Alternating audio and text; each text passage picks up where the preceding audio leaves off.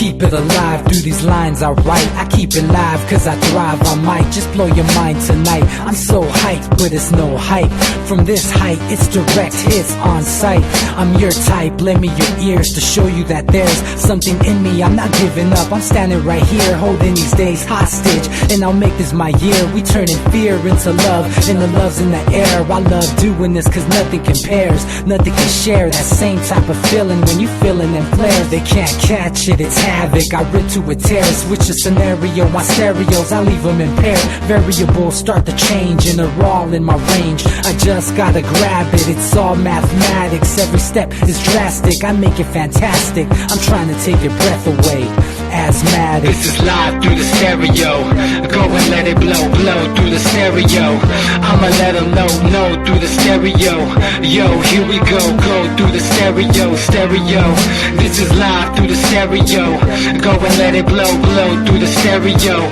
I'ma let them know through the stereo. Yo, here we go through the stereo, stereo. Yeah, just nod your head with it, so explicit and vivid. Every image is intricate, intimate. I put my all into it, no scrimmage and no rules. I'm a pro tool, hear my heartbeat, beat into the vocals. I'm so no-go, lost my mind, oh no.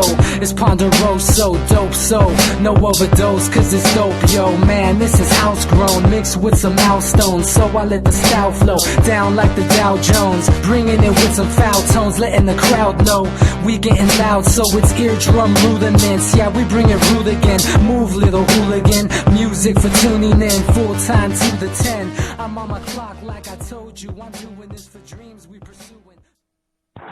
Hey everybody, welcome back to the Anti-Media Radio Show. Once again with your host, Nick Bernabe here on UCY.TV. Thank you all for tuning in, and I'm really happy to be back with you on this amazing Monday. A bunch of events went down this weekend and also today that we're going to be talking about right here at the beginning of the show. And make sure you follow along all of our shows Monday through Friday here on UCY. You can also catch us on the antimedia.org/radio. And if you don't catch us live, you can also follow us on YouTube, UCY TV's YouTube channel, and you could listen to all of our old shows. You know, it's pretty important to keep up with all of our other stuff because you know, we're talking about issues and they span like weeks and months, and so we're talking about stuff maybe last week and continuing it this week. So it is important to follow up, and even if not, we're going to try to cover enough ground so that, you know, you're informed from the gate, even if this is your first show. And anybody wanting to call in tonight, we're going to be opening the lines up in about 20-30 minutes. We're going to have a special guest as well, but if you call in, the number is 718-717-8296. Make sure you keep your microphone muted, and we'll get to you by your area code. Yeah, that's pretty much all the rules we have. We'll ask you a question, or you could ask a question, or you could bring up something that you think we need to be talking about. You know, it's up to you. Anyway, that being said, let me introduce our panel tonight. We've got Jake Anderson on the line. What's up, Jake? Not a whole lot, Nick. Just holding down the fort. Cool, man. So we're going to talk about this election. Some crazy stuff went down over the weekend, and I'm going to ask you, and then we also got Claire Bernish on the line. What's up, Claire? Not much. I'm actually having a good day, so it's a thing. Awesome. That's great news. I'm having a decent day myself, even though it's Monday, and nobody can stand Mondays. The good thing is that at the moment we're not competing with Monday Night Football. That's like half of the year that we're always competing with that. Today we're not, but that's going to be changing pretty soon, I guess. Anyway, a lot of political stuff went down this weekend, and people are really tripping out about it. First off, on Saturday there was the Wyoming Democratic Caucus. And this was one of those events. I guess it was kind of like New Hampshire, and everyone after New Hampshire and Bernie Sanders won by a huge landslide, everyone's like, oh my God, Bernie's got the momentum, he's doing this thing, and then a day later we find out, oh shit, wait, Hillary Clinton somehow came away with the same amount, if not more, delegates, right? And Claire, you actually wrote an article about the superdelegate system that I want to talk about a little bit. But first, I mean, what happened in Wyoming was, once again, Sanders basically had a blowout win. I think he won by like 12%. It was 56% to 44%. And then somehow he came away with 7 delegates, and Hillary Clinton came away with 11. I mean, if you include the superdelegates, I mean, this is craziness. But it's not craziness, though, because it's designed this way. Yeah, so tell us a little bit about these superdelegate, these superdelegate characters, because a lot of people aren't very familiar with it, and, nobody really talks about it very often. In 2008, they kind of played a role with Obama and Hillary, but they're playing a very major role, and they're coming up under great criticism this election cycle. Can you tell us a little bit about what these superdelegates are? The superdelegates were designed to be kind of basically floating delegates. They are not they're not beholden to what the people want. They are basically beholden to what the party wants. So if the people are voting for, say, a grassroots candidate like Bernie Sanders, and the party feels that Bernie Sanders is unelectable for whatever reason, even if the popular vote seems to indicate that he might be, then the party can vote through these superdelegates for their establishment candidate, which would be Hillary Clinton in this case. So, I mean, they are literally designed to prevent the candidate that they feel is unelectable for their party. And the thing is, superdelegates, as opposed to regular delegates, they don't have to commit to a candidate. They have up until and through the actual party convention to make up their mind. So they're kind of supposedly floating, although some of them say that they're going to vote for, whichever candidate. They still have, through the party convention up until that time, to make up their mind and decide who they're going to vote for. So the superdelegates are actually, they're fairly important, and they can sway an entire election because they were designed to do that. So they're basically kind of like free agents, right? And yes. So they can do whatever the hell they want. Now, on paper, it's in theory, it's the superdelegates are in place to kind of help the Democrats win elections.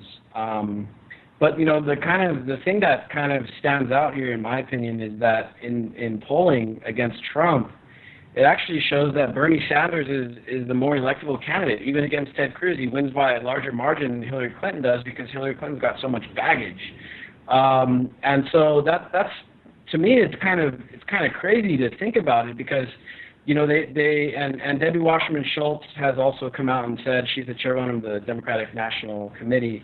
She said the same thing. It's to kind of fend off grassroots candidates and to make sure that they elect someone electable. But in this case, it seems like Bernie Sanders is actually more electable than Hillary Clinton.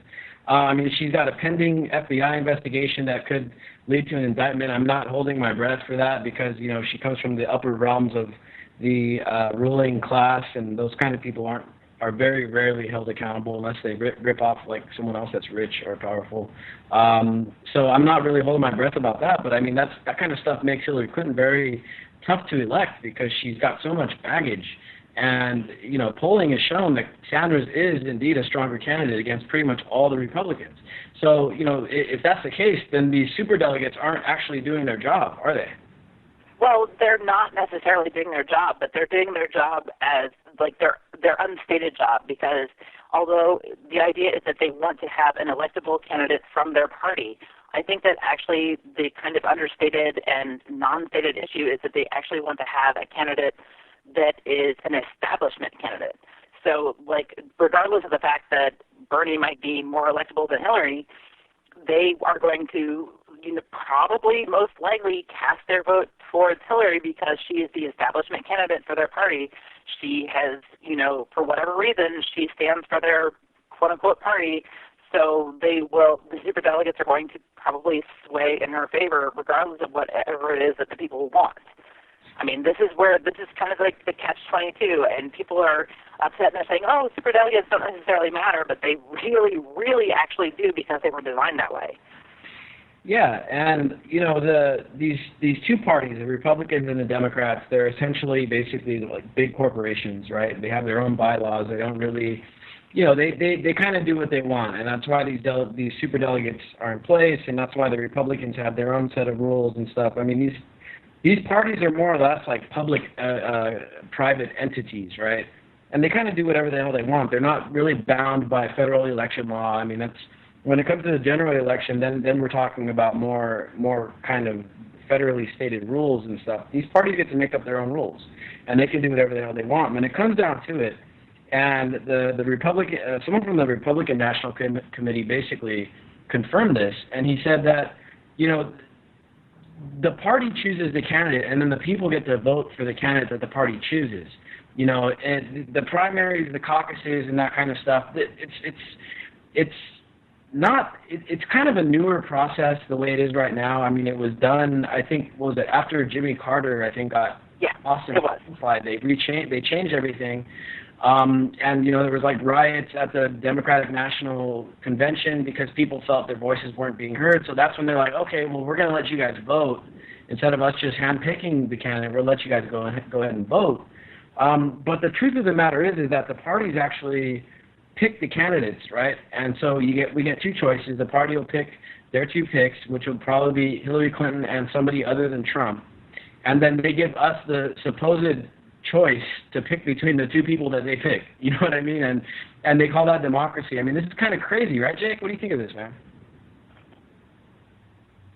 Yeah, definitely crazy.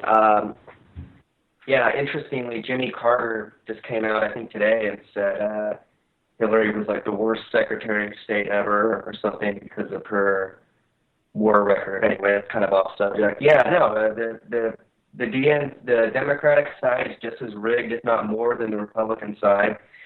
You know, we can see that with Wyoming, and you know, even mainstream media is picking up on it. On Morning Joe Scarborough literally went off on it. This clip is kind of going viral, and he's not a lightweight on it. He goes full hardcore, and actually castigates a fellow MSNBC correspondent. And he's just said, how is this not a rigged system when the people vote and then their vote is kind of contravened by these delegate rules, these allocation of delegates.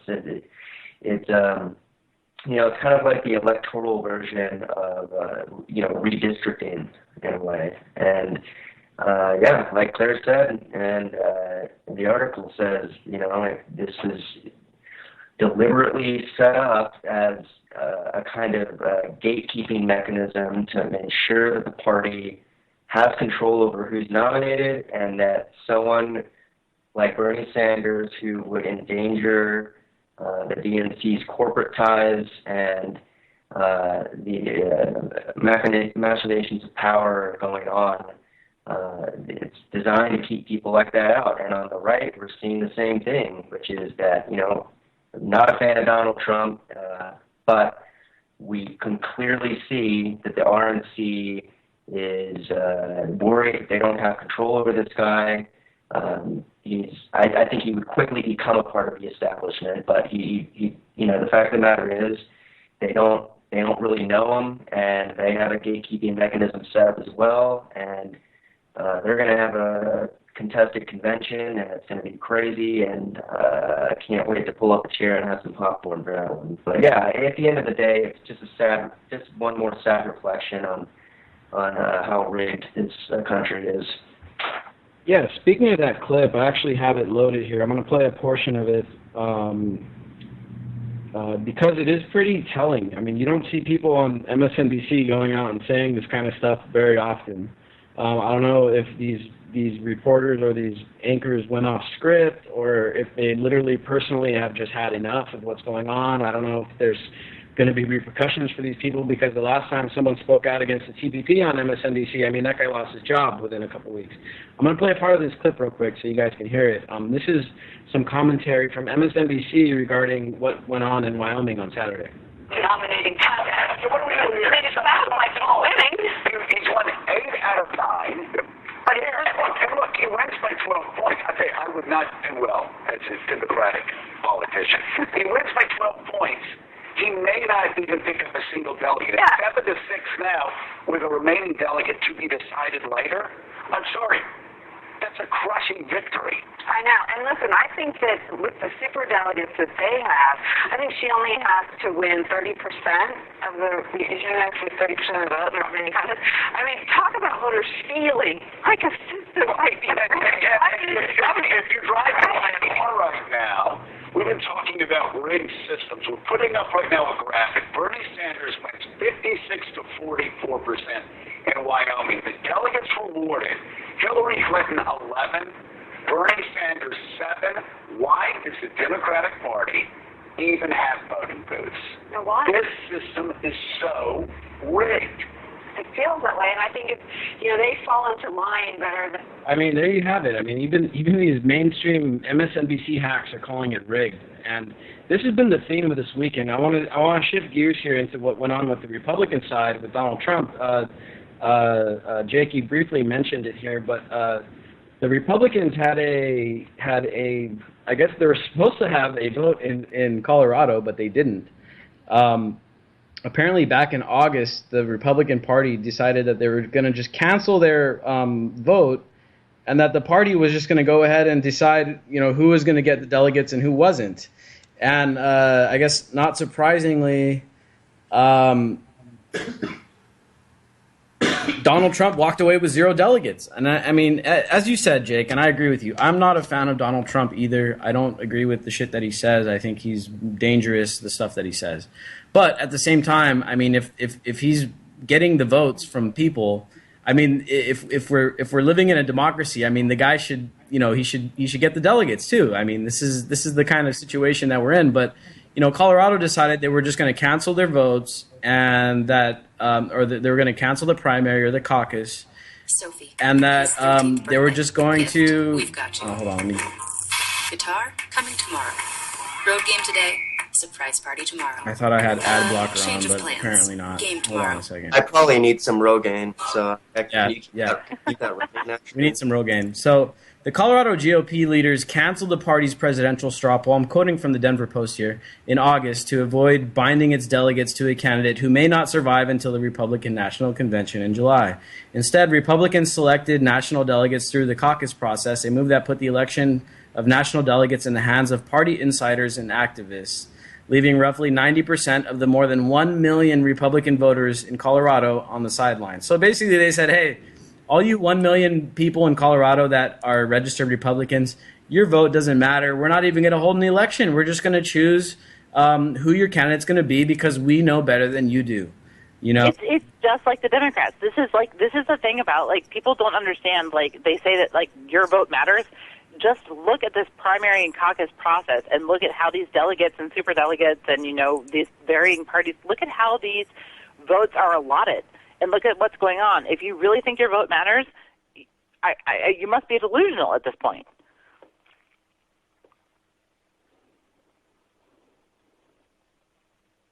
Yeah, Scarborough said it. He said, why do they even let people in the voting booth? Yeah, I mean, this is going to disenfranchise so many people. I have another clip here, and this one actually comes right from Donald Trump, and he's actually defending himself, and he's defending Bernie Sanders. So I want to play this clip, too, because this one's going viral as well. 1 second. Delegates I think about 200, maybe more than that more. But it's not right, folks, because what they're doing, and whether it's me or whether it's Bernie Sanders, when I look at it and I see all these victories that I have, all these victories that he's got, and then you look at the establishment, and I want to tell you, it's a corrupt deal going on in this country, and it's not good. It's not good. And it's not fair, and it's not fair to you people. This is so important. I mean, this is what a watershed election. I mean, even though we're ultimately going to get a warmongering corporatist president, any way you look at it, these are powerful messages that are coming across, bipartisan messages coming out here. I mean, this is great stuff. It is. I agree with you. I've got I don't want to spoil it, but I've got an article coming out tomorrow that I'm hoping is going to be really big. I've been working on it all day. But the title is going to be 2016, the year that Americans found out our elections are rigged. Because Nice. that was the theme of the weekend. I mean, Trump went on, he gave an interview earlier today, and he basically directly said that that it's rigged. He said the system is rigged, it's crooked. He literally said that today. And then you've got all the people in Bernie's camp really concerned about these superdelegates. And this, as you said, this is probably the craziest election in our lifetimes. I've had older people tell me I've never seen anything this crazy. Never. This is the first time that in my lifetime where a huge amount of people, I mean, I don't know how many people are supporting Sanders, like numbers wise. I mean, I know he's getting like around 50% of the Democratic vote. I don't know how many people it totals or how many people are going to account for that. Let's just say 30 million, 40 million people are supporting Bernie Sanders. Let's say 30 million people are supporting Trump. All of those people, 60 million combined, and this is just a rough estimate here, are now going to be under the understanding that, hey, look, something is not right with our democracy. It's not going according to how we thought it was supposed to go. The votes aren't being counted. The people in charge are just telling us who the president's going to be.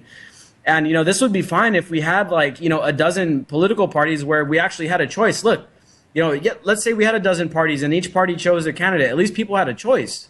We've got two corporatized parties, the Republicans and Democrats. They choose their candidates, and then we supposedly have a choice between the two candidates that these two parties that are deeply, deeply in bed with the corporate state are choosing for us. I mean, this is not democracy. This is an illusion of choice. And we get to have this fierce debate over these two candidates that whether, if it comes down to like Hillary Clinton and one of these establishment Republicans where they differ only on like social issues, we're having this fierce debate over these really tiny issues, and, the overall theme of the empire goes ignored and gets to get continued, just like it did with Obama and just like it did with everyone, all the people before him, and how it will in this next election unless something happens.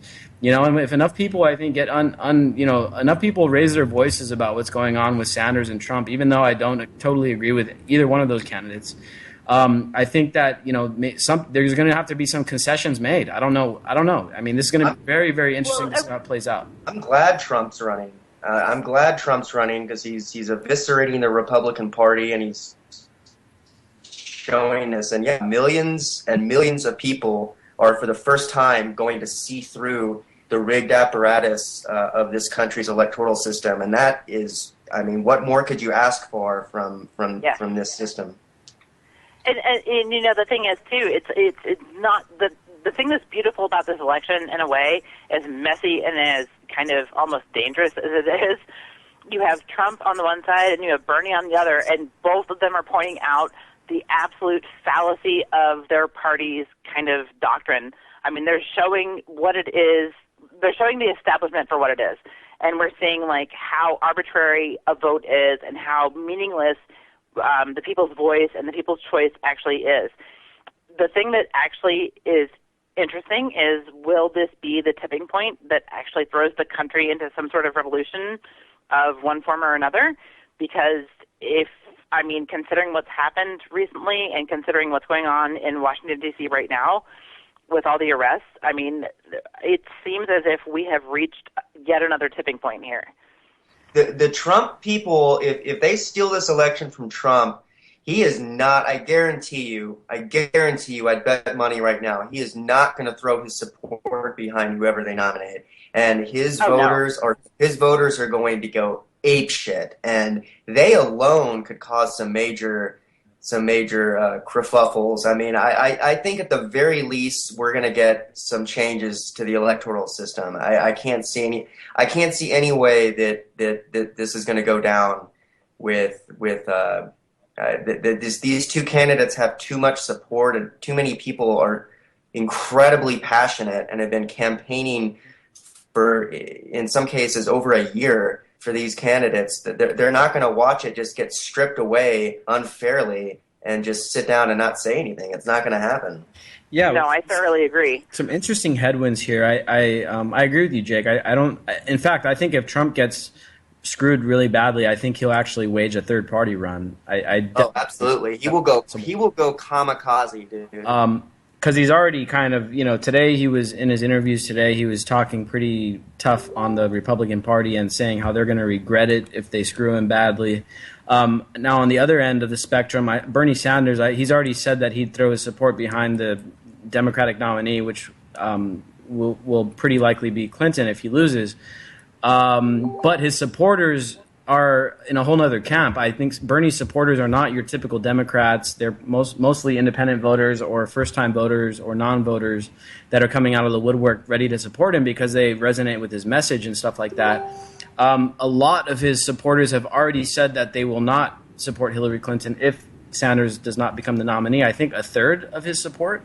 And, as we were saying, if he's got 30 million supporters or more, that's at least like 10 million people that are saying, look, I'm not even going to vote if Hillary Clinton becomes the nominee. And then on the Trump spectrum, I think a lot of his people are newcomers to the party or non-voters as well. I don't think that they'll be voting Republican if he's not the nominee. I mean, all else fails. If it does come down, if it does come down to the point where the Republicans pick a candidate and the Democrats pick a candidate, nobody really likes either one of them. Hillary Clinton versus Paul Ryan or some crap like that, or John Kasich or whatever. The other thing that we might see is just a historically low voter turnout to the point where it's almost like delegitimizing. And that's kind of what also happened over in apartheid South Africa is one of the interesting dynamics. It was the amount of people that were not voting that actually made the government illegitimate. Because there wasn't a mandate, because not enough people voted. So few people voted that they just said, look, this government is not legitimate because not enough people voted for it. And so that could be the other thing that happens if all else fails. Like, people aren't out in the streets rioting because Bernie Sanders got screwed or because Trump got screwed. I mean, at the very least, we're gonna see, if it comes out to this scenario, we're gonna see a historic low voter turnout. Nobody's really excited about any of these establishment candidates, and so that'll be another dynamic that we're gonna have to keep an eye on. I'm going to look into it. I'm going to see if anyone's done it yet. If they haven't, I'm going to do it. I want to start a Facebook page that, I don't know what the title would be, but we have to unite the Trump supporters and the Sanders supporters and get them on the same page about protesting against the system. If we can get those two groups to work together, magical things can happen. Yeah, I mean, you're right. But the ironic thing is that that makes a lot of sense. I mean, they are actually on the same page so much more than they realize. But the thought of getting those two camps together on one page, working for one goal is kind of laughable almost. Yeah, but Trump's a corporatist and Sanders is a democratic socialist. I mean, there's huge differences between them, but what their campaigns have illustrated is more important than just their views on certain issues. Collectively, I thoroughly agree. I mean, I agree. They're pointing out like the crap in the system, and they're pointing out like all these like flaws in the party. They're both like essentially voting, or they're essentially supporting like fringe candidates. I mean, right. Trump is not exactly a Republican candidate, and Bernie is not exactly a Democratic candidate. No. They're pointing out all of the flaws in the system. They really should be on the same page in this whole take down the system sort of thing. But the idea of getting them on the same page and having them understand that, for as fervent as they are, it's an interesting prospect.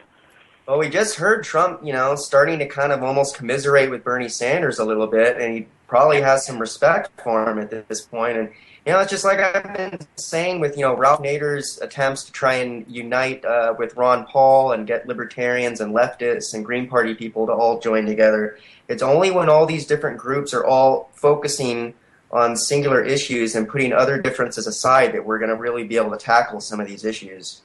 Absolutely. Very interesting prospect. I mean, I'd like to see it happen. I'm not sure how it would, how these mechanics would work. I think Donald Trump, for all his flaws, I think he thinks outside the box in terms of how to mount public campaigns. I wouldn't put it past him doing it himself. I wouldn't put it past him calling for the Sanders people and his people to kind of share a common voice. I mean, it's probably not going to happen, but I wouldn't be shocked if he did it, because he is going to cause some hell if they do this, and it's looking more and more like they're really going to pull some shit at that convention. Yeah, I could see that too. Yeah, we got kind of a peek into the plans here in Colorado where they decided to just hand all the delegates over to Ted Cruz. And there's this psyop going around where it's like, oh, Ted Cruz is not establishment either. I mean, come on, dude. Ted Cruz is establishment. He's their guy. They understand that in order to sell the candidate to the primary electorate, they have to pretend that the guy's anti-establishment. I mean, everyone's like, oh my God, who's the anti-Trump? It can't be Cruz because Cruz is anti-establishment too. Well, that's part of the psyop. I mean, they know. Well, here's the difference between the two. They're both outside of the canon of the standard Republican talking points. Cruz is a sellout and would gladly become part of the establishment if they get behind him and try and make him president. Trump, on the other hand, is just like, F you, I'm going to do what I want. And now, as a president, that's dangerous, and I certainly don't want the man as president. But in terms of taking on the RNC, this is glorious. Yeah, exactly. And I mean, Cruz, I mean, he's a wolf in sheep's clothing. I mean, he's from well inside the establishment, in my opinion. Cruz is a monster. He took a major loan from Goldman Sachs to finance his Senate campaign. I mean, you name it, dude. So on this election stuff, we got this democracy spring going on. I don't know if anyone's heard of this. It wasn't really covered in the media much today. We're going to have a story on it tomorrow. And on Wednesday, we're going to try to have a guest that was there at the Democracy Spring. But it was a march on Washington, D.C. I believe it started in Philadelphia. They marched all the way from Philly to D.C. And today there was a mass sit-in in front of the Capitol. And it was a mass arrest. I think like 400 people or so got arrested. I haven't been following it too closely. I saw some live videos of it today, but I haven't caught all the updates. It was over 400 people, and one of the main hosts from the Young Turks and stuff got arrested supposedly. And I mean, there were a bunch of people arrested. Yeah, and that was kind of the plan, was to, a bunch of people get arrested, send a message. Yeah, proving a point. But the people, I guess the underlying message of the Democracy Spring, and it's been in planning for a while, and there was like thousands of people supposedly down there marching and then doing the sit-in thing today, is to get money out of politics. I think it's kind of a message that resonates across the spectrum. People are tired of our electoral system being co-opted by corporate interest.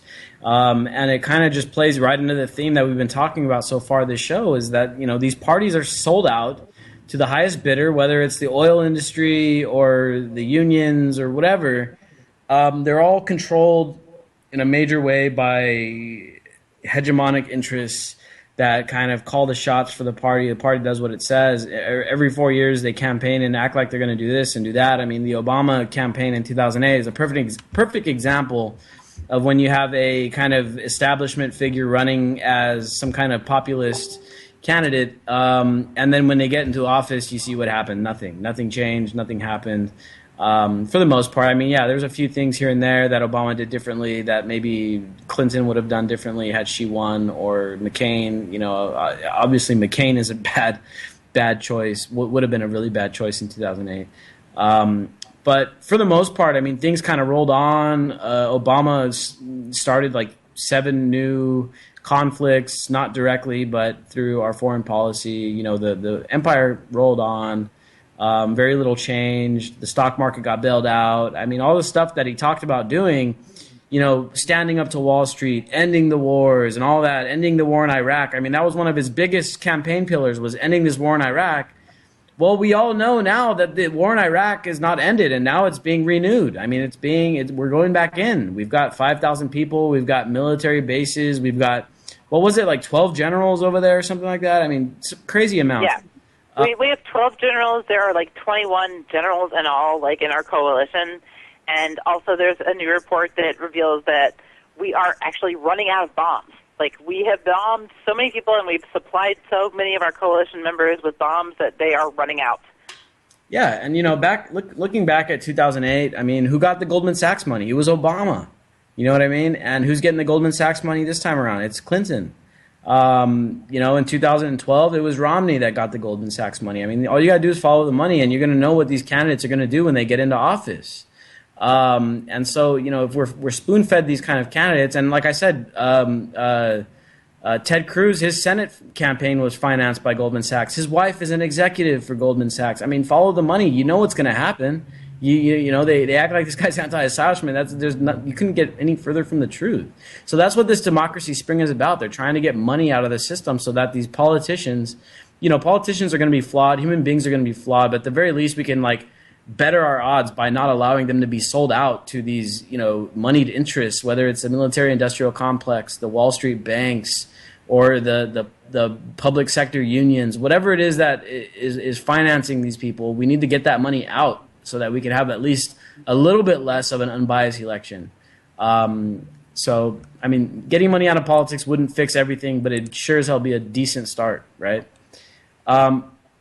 So yeah, like I said, we're going to try to have a guest on Wednesday to talk about that. So let's move on here. Let's get a little bit away from the election stuff. We got one of our top stories on the anti-media today is about another union, which is the Union of Correctional Officers over in New York, and how they're basically getting away with murder, literally, because they're so deeply in bed with the public sector. I mean, these unions have grown so huge that they basically get to do whatever the hell they want. The union becomes its own police and its own check and balance. And these correctional officers in the prisons in New York, they're notoriously bad. I mean, they put a guy in, they literally baked a guy in a hot shower and killed him. They beat the hell out of a guy with mental illness, people dying all the time, sexual assault, rape. They get away with it. I mean, they're never held accountable. And thanks to a in-depth research report by the Marshall Project, which is an accountability organization, they dug into why these people get to do what they do.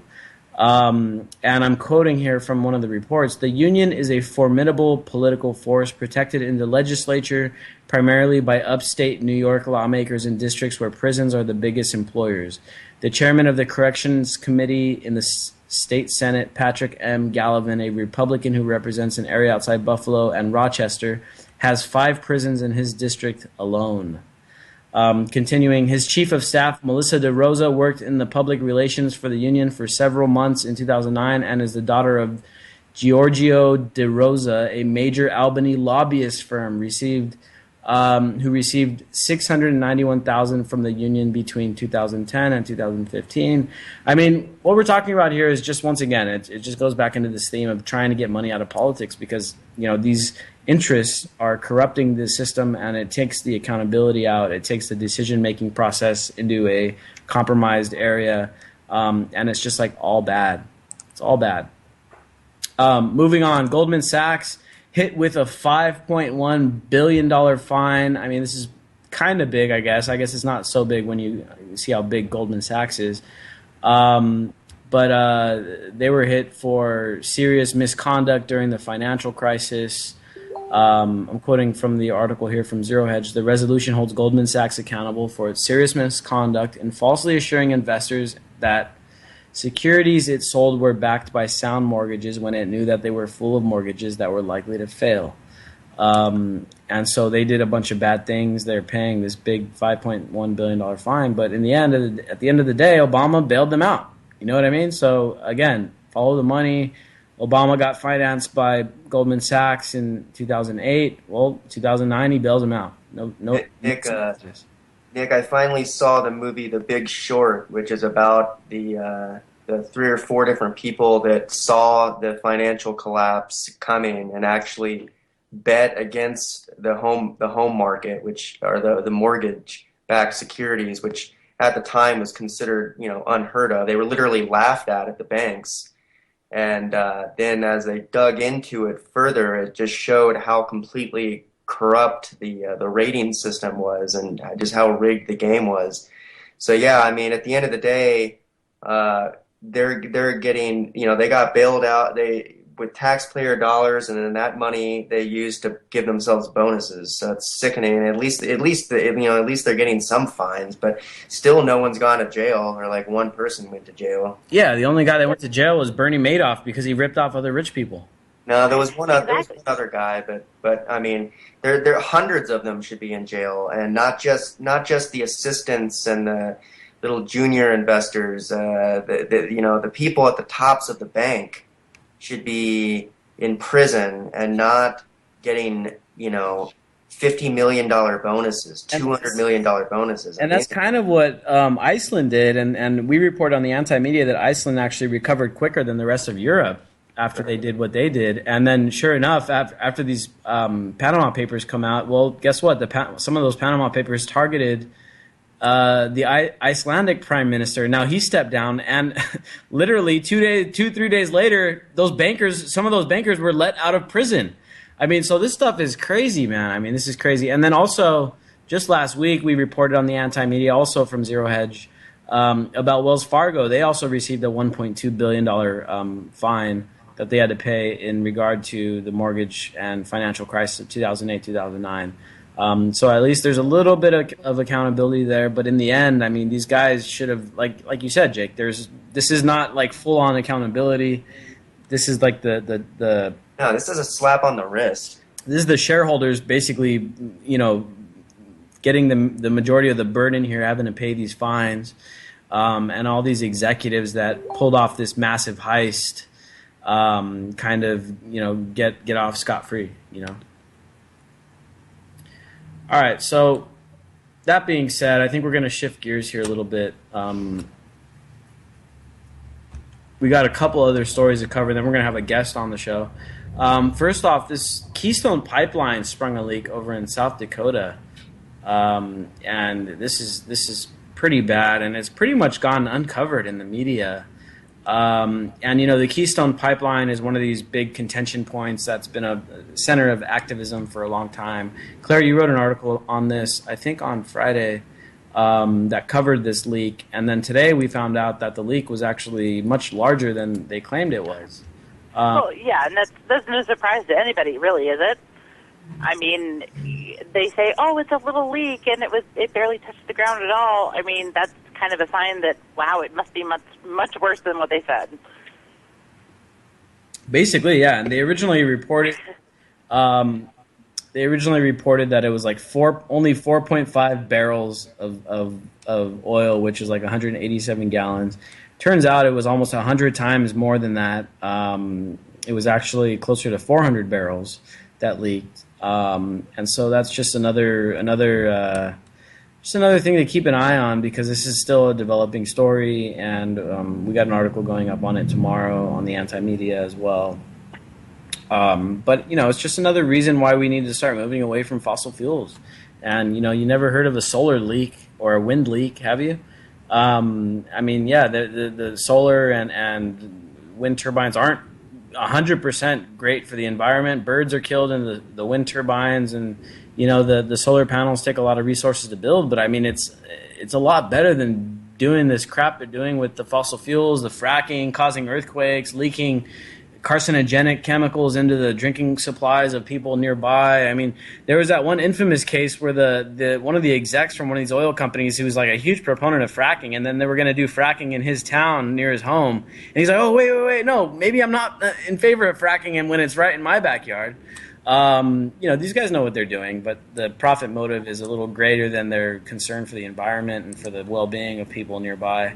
So keep an eye on that. Let's see. France moved to ban glyphosate, which is the main ingredient in Roundup, and so this is pretty big. Glyphosate has been recently deemed a probable carcinogen by the World Health Organization. It's the most widely used herbicide in the world. It was patented originally by Monsanto. It's the main ingredient in Roundup, as I mentioned.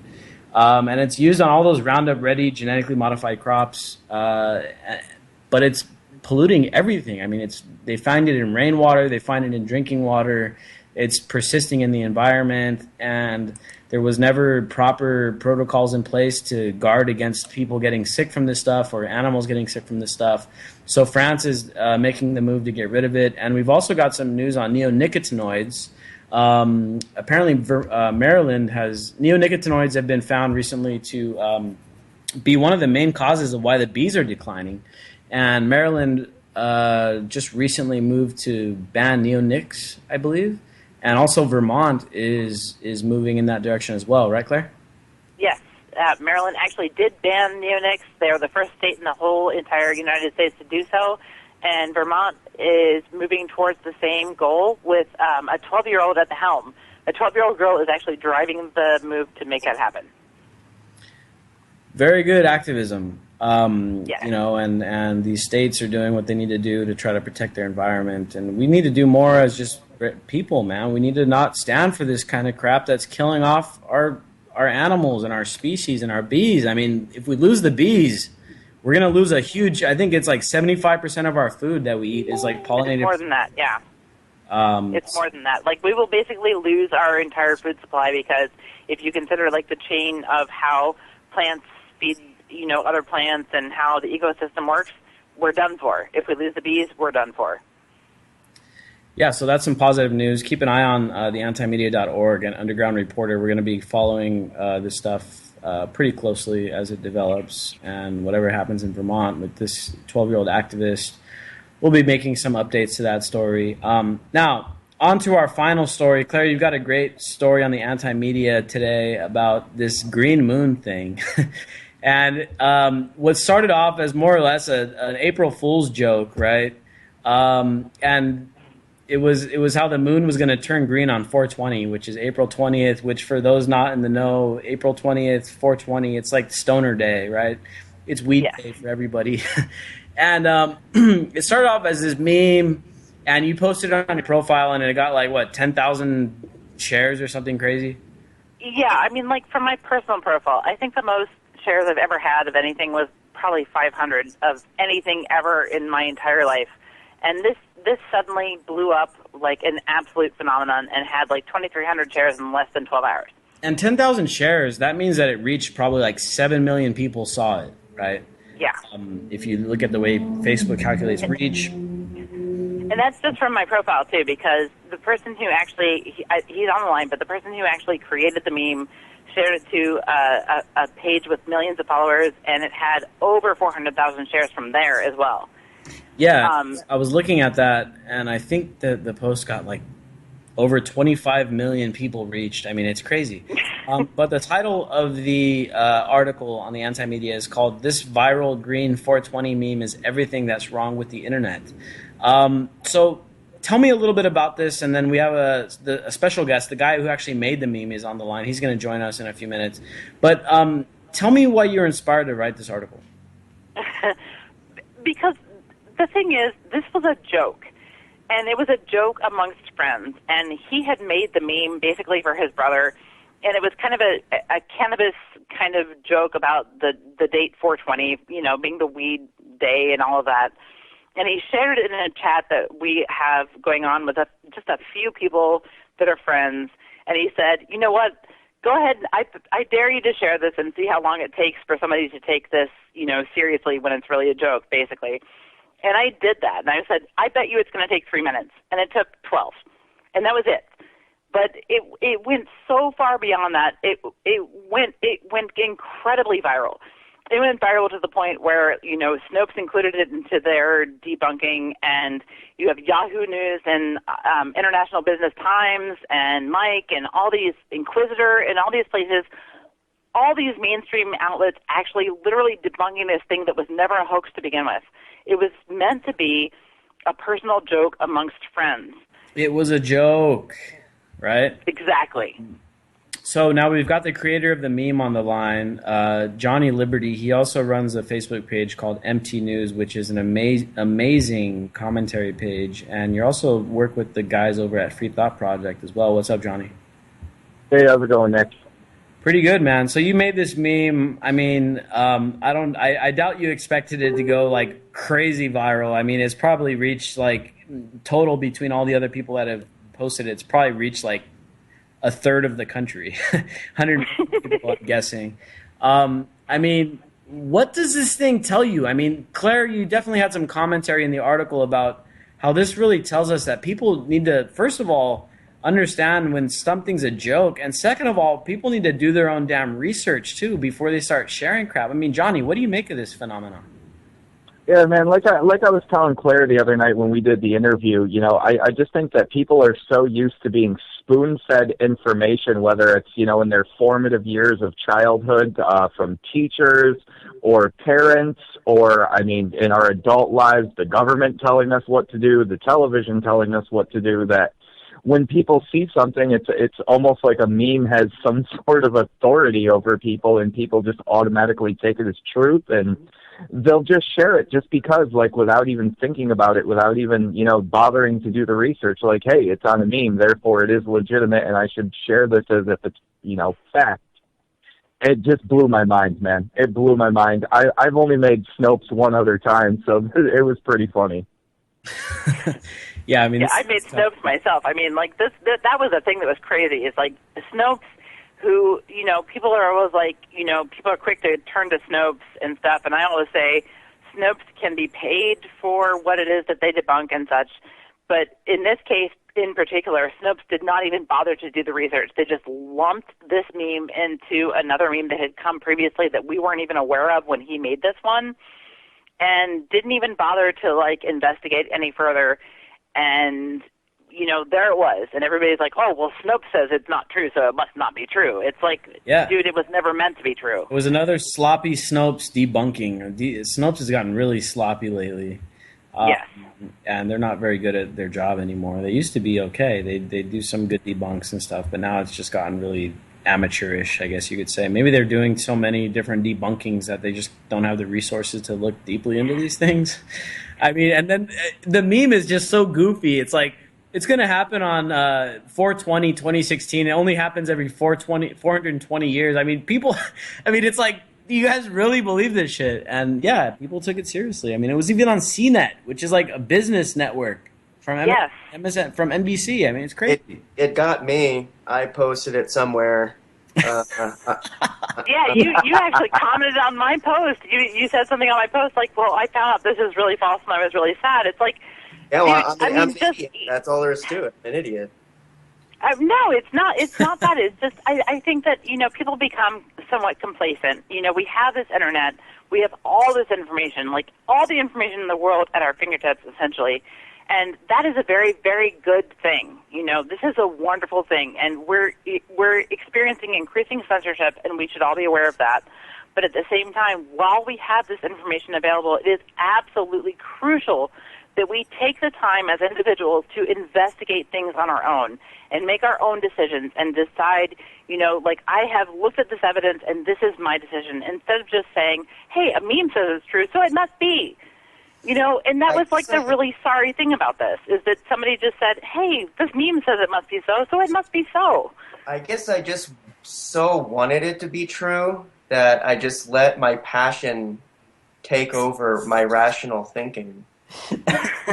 I think, Johnny, you brought up a really good point about how people are so used to being spoon-fed information from the TV. Because, for the longest time before the internet was created and before it became, accessed by many people, we kind of had to just take what was being told on the internet or on TV as kind of like the truth. There were the people back then that would question stuff like Bill Cooper and, maybe. Yeah, that was how I did my research originally, was in books.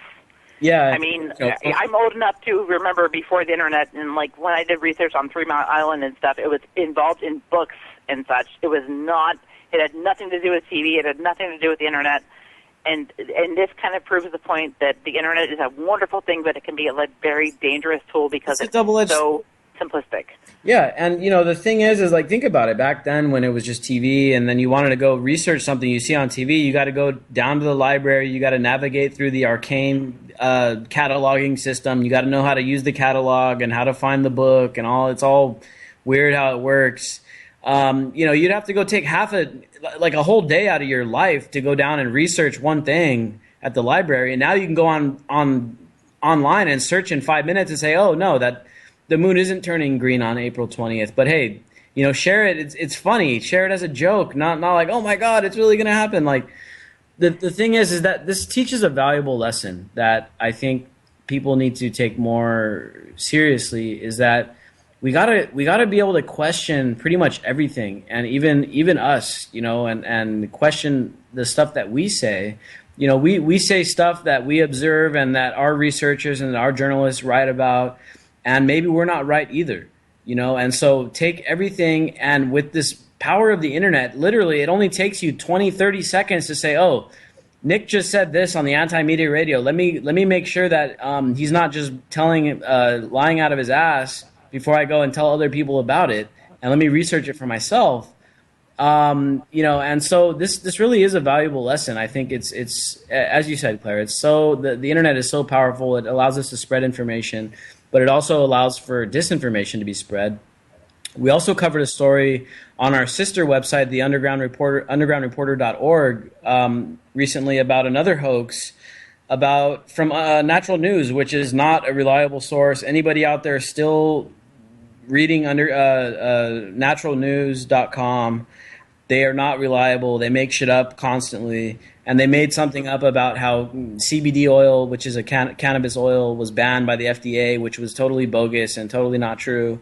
And that went viral as hell too, you know, because again, people are reading this stuff and they're not doing their research or finding out if it's true or not. You don't need Snopes to do it for you. Snopes is bullshit anyway. But you can go and do your own research and you can find out, you know, look for other sources. Look for the sources in the articles. If somebody's making this radical claim that cannabis oil is going to be banned by the FDA or that the moon is going to turn green, you should be able to find sources within the article. There should be hyperlinks. And again, this kind of goes back to other type of information that we're so used to. Look at newspapers. If you look at newspapers, there's no hyperlinks. You can't go and make sure that they're sourcing their information correctly. Thankfully, like with sites like the Anti-Media and other independent news sites, if they're respectable, they're going to include hyperlinks, unless it's like a purely opinion piece. If somebody's going to be citing information, they're going to include the resources. Yeah, but the thing is too, though, with like the National News article, like it almost made sense. Like I wouldn't say that I fell for it at first, but I like gave it some credibility. But looking into it and actually like examining the facts and examining, you know, the situations and things involved in that, I mean, that's the thing. When you find something so controversial, when you find something that is so outrageous, the idea is not that you just like, oh, wow, this is crazy, I got to share it really quick and let everybody know. The idea is that you say, hey, you know what, this is a red flag. I need to investigate for myself. I need to do at least a minimal amount of research before I share it with my friends. If I do share it with my friends without doing that research, then I want to say, what do you think? What have you found? It's not just like, this is truth. I mean, people they've lost track of that. I fell for it so hard, I actually created a cult around it. Now, this is another thing that I think isn't brought up enough, and this is really serious. This is relating to like the AP, the Associated Press, and Reuters, and other quote-unquote newswire services, which pretty much dictate the news cycle for like everyone in the whole world, and at least for sure in the United States. You've got AFP also, which is like a French publication that also, you know, is dictating the news cycle and stuff. These people never cite their sources. They never have hyperlinks. If you go on the AP right now, look at any story that's from the AP. You can go to any website, Fox News, Yahoo, Business Insider, MSNBC, CNN. Any of those websites have AP content on them. None of them have hyperlinks.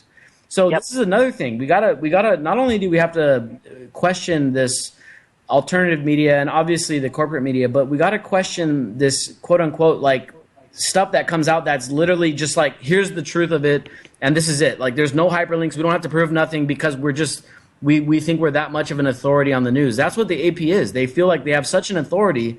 They don't have to have any sources or any kind of proof.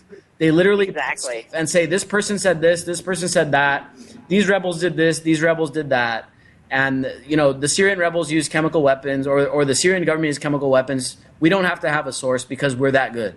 We have to question that stuff too, you know, and, you know, it's whether it's a meme or a funny video or some outrageous claim from Natural News or something that comes off as just like some basic truth from the AP. We got to question all that stuff. You got to question us here at the Anti-Media, question it all. Don't let anybody tell you, hey, this is how it is without having any kind of proof or any kind of backup for their information. Thank you all for tuning in. The Anti-Media Radio Show. Catch us 5 days a week here on UCY.tv. Same place, same time. Peace out.